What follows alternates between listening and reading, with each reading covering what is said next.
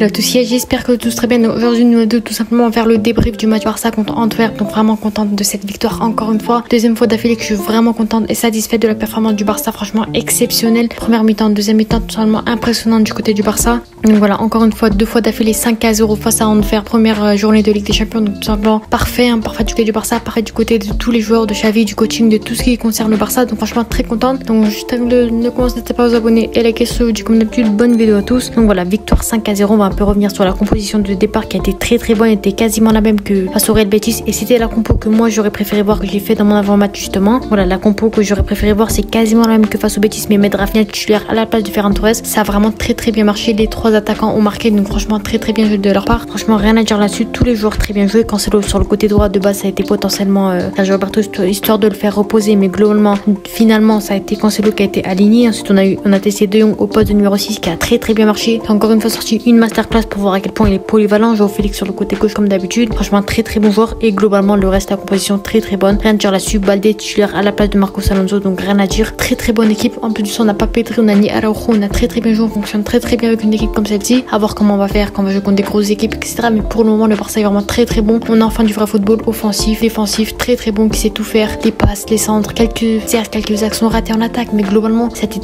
très bon, notamment grâce à notre homme du match, Joao Félix, tout simplement. Donc voilà, donc globalement, on a une très bonne équipe du Barça. Pour une fois, encore une fois, de la deuxième fois d'affilée, on joue avec trois vrais attaquants. Deuxième fois d'affilée qu'on gagne 5-0. Donc franchement, c'est pas des équipes si mauvaises que ça justement. Donc très bonne équipe. Pour une fois, Xavi a réfléchi. Il s'est dit enfin qu'il fallait faire un milieu à 3, une attaque à 3. Et voilà que le Barça, franchement, c'est une très bonne équipe avec un énorme potentiel. Donc voilà, en face, malheureusement, Antwerp, on sait que ça s'est joué au football. Ils ont fait quelques contre-attaques, etc. C'est une équipe qui s'est jouée au football. Mais malheureusement, on a vu que c'était largement en dessous du niveau du Barça. C'était assez compliqué pour eux. Franchement, l'équipe, voilà, on va pas dire qu'elle a été mauvaise non plus, mais franchement, c'était assez compliqué pour eux. Après, ils ont pas l'expérience de Ligue des Champions, c'est assez compliqué. C'est la première fois que je joue à la Ligue des Champions, donc globalement, je tiens à les féliciter quand même. En plus, c'était pas à domicile, c'était une situation assez compliquée pour eux, mais globalement, voilà, une équipe assez faible d'Anvers, on va dire. Voilà, en plus, nous, on avait plus de 60% de possession pour vous dire à quel point le Barça était dominant dans ce match. En même temps, le résultat, il veut un peu tout dire. 5-0, on gagne ce match comme ça, 60% de possession. Anvers, ils avaient 2-3 bonnes actions en face, mais globalement, c'était assez compliqué pour eux, pour les attaquants, etc. Voilà, on avait une incroyable connexion Lewandowski, Félix qui a très bien marché. Voilà, ça relance Lewandowski qui était en début de saison assez compliqué, et Félix qui se relance, voilà, qui était quasiment en flop avec l'Atlético et Chelsea, qui se relance, qui est vraiment très bon, 3 buts en 2 matchs, rien à dire là-dessus, avec un doublé sur ce match. Donc franchement très bon joueur, très bonne connexion, qui pourrait très bien nous fonctionner dans les matchs à venir. Voilà, on a un Baldé qui a été très bon aussi, mais globalement je pense qu'il doit s'améliorer un peu plus sur la finition, sur les centres, c'est assez compliqué pour lui. Je pense qu'il doit un peu s'entraîner sur ça, sur les dribbles, sur la poussée de balle, tout ce qui est ce côté-là, sur le déborder sur le côté, il est très bon, mais sur les centres et sur la finition c'est assez compliqué. Il doit s'entraîner là-dessus. Franchement, il a un énorme potentiel. On sait que Baldé c'est vraiment un très gros joueur, mais globalement je pense qu'il doit s'améliorer là-dessus. Et bien sûr, voilà, l'arbitre comme d'habitude il a pas sifflé un penalty du côté de Barça. Voilà, heureusement que ça a pas joué sur l'enjeu du match. On a quand même gagné 5-0, mais si c'était contre un gros match, ça allait être très compliqué. Donc l'arbitre il doit se remettre en question sur ça. On aurait pu avoir un penalty, peut-être le faire tirer par Lamine Yamal qui aurait pu marquer un but magnifique. Mais globalement, voilà, le Barça a très bien joué, a fait un très gros match. Et sur ça, je vais revenir sur les notes du Barça sur ce match qui ont été plus ou moins bonnes. Franchement, des très bonnes notes de la part de nos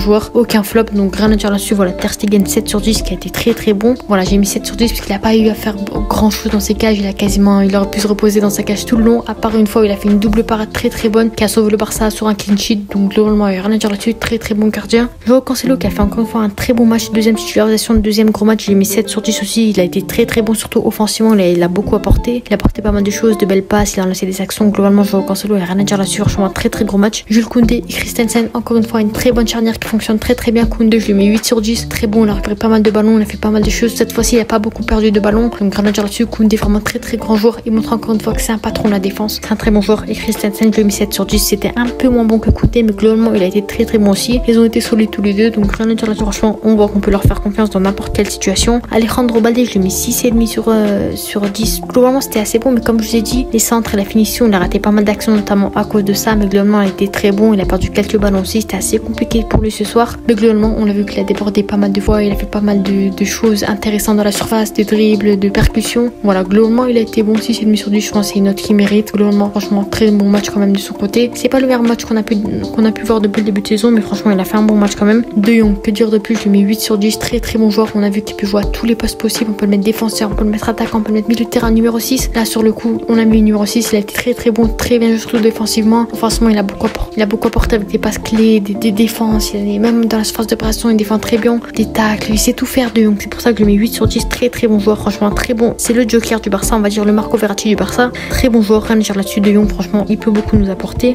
Gundogan qui a fait un très bon match aussi depuis le début de saison, c'était assez compliqué pour lui, mais globalement, on l'a vu, il a fait une passe dès aujourd'hui, franchement très bon joueur. Je lui ai mis 7 sur 10, franchement, il a fait de très belles choses, il a offert de belles actions, il a fait des passes dans la surface, il a offert de bons ballons à des joueurs. Bon, les autres ont peut-être raté, mais il a fait sa passe D, malheureusement, il a raté un ou deux tirs qui auraient pu le mener à son premier but de la saison. Mais globalement, franchement, Gundogan, il a fait un bon match, rien à dire là-dessus. Pour moi, il fait partie des hommes du match de ce match, franchement, il est très très bon, il n'y a rien à dire là-dessus. Tout le long du match, il a été performant, il a été régulier, rien à dire là-dessus. On passe maintenant à Gavi, qui pour moi, il a fait un match assez mitigé quand même. Certes, il a marqué un but, etc. Pour moi, je le mets 6,5 sur 10. C'est pas pour le tailler, c'est pas pour le critiquer, c'est pas pour le faire je sais pas quoi non plus, mais malheureusement, en première mi-temps, c'était assez compliqué. Il a perdu pas mal de ballons. Il est pas très propre sur la défense, il fait beaucoup de fautes, il se prend même un carton jaune, pas forcément nécessaire. C'est pour ça que pour moi, Gavi, voilà, 6,5 sur 10, c'est pas le plus gros match qu'il aurait pu faire. Face au Betis, c'est quand même mieux, mais milieu de terrain, on voit qu'il est quand même beaucoup mieux que ailier gauche. Franchement, Gavi, il a un bon potentiel, il offre de très belles choses, rien à dire là-dessus. Il mérite du temps de jeu pour pouvoir être un très bon milieu de terrain du Barça. Mais globalement, voilà, Gavi, je lui ai mis 6,5 sur 10, rien à dire là-dessus. Il a fait quand même un bon match, mais il a pas fait le meilleur non plus qu'il aurait pu faire. Rafinha, je lui ai mis 7,5 sur 10, voilà. Il a fait de très bons centres qui ont été très intéressants. C'est-à-dire que les attaquants ont raté en face. Mais voilà, Rafinha, il a fait quand même un bon match. Il perd quelques ballons malheureusement aussi, mais il marque limite un but, on va dire. Certes, c'est le contre son camp, mais quand même, il mène au but. Voilà, il a fait de belles choses quand même pour sa première titularisation depuis un long moment. Donc franchement, ça fait plaisir. Ça encourage pour la suite. Il n'y a rien à dire là-dessus. On passe maintenant à Lewandowski qui, pour une fois, il a fait quand même un bon match, même si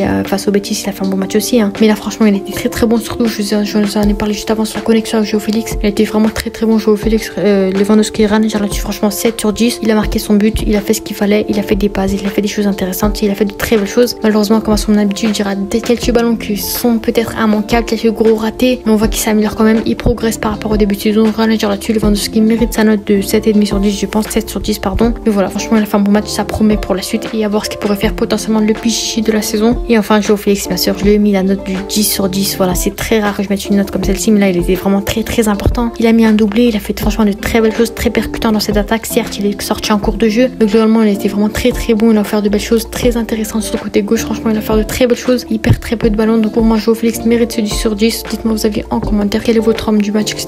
Donc voilà, pour une fois, je mets un 10 sur 10 pour un joueur, rien à dire là-dessus. Et Xavi, bien sûr, je le mets 10 sur 10 aussi pour le deuxième match d'affilée. Au début de saison, on disait Xavi out, c'était assez compliqué, milieu à 4. Voilà, c'était vraiment dégueulasse le jeu. Mais là, franchement, c'est plaisant à voir. Il a fait les changements qu'il fallait. Il a fait la bonne composition de base qu'il fallait. Donc rien à dire là-dessus. Il a fait tourner l'effectif aujourd'hui. Donc voilà, franchement, très très bon coaching du côté de Xavi. Et très bon match côté de Joao Félix aussi. Et sur les entrées, Aurel Romeu, je le mets 6,5 sur 10. Franchement, il a fait un bon match quand même. Défensivement, c'était assez intéressant son entrée. Franchement, ça promet pour la suite. Et on voit qu'il est aussi intéressant. Il est polyvalent. Il peut jouer en Ligue des Champions, en Ligue 1. Franchement, joueur qu'on peut compter sur lui. Très bon joueur, 6,5 sur 10. Fermin Lopez qui est rentré pour la première fois en Ligue des Champions, 5,5 sur 10. Franchement, il a été très très intéressant, que ce soit offensivement, défensivement, rien à dire là-dessus. Très bon joueur, Fermin Lopez. Lamine Yamal, 5,5 sur 10 aussi. Il a raté quelques actions malheureusement, mais il a fait des choses très intéressantes. Quelques dribbles, quelques centres, quelques passes très intéressantes qui auraient pu mener à des buts. Malheureusement, ça l'a pas fait. Il a raté aussi deux grosses actions, il me semble. Mais malheureusement, j'espère un jour qu'il marquera ses premiers buts. Il me semble que c'est le plus jeune joueur de l'histoire du Barça à jouer en Ligue des Champions et le deuxième plus jeune joueur de l'histoire tout court à jouer en Ligue des Champions après Moukoko,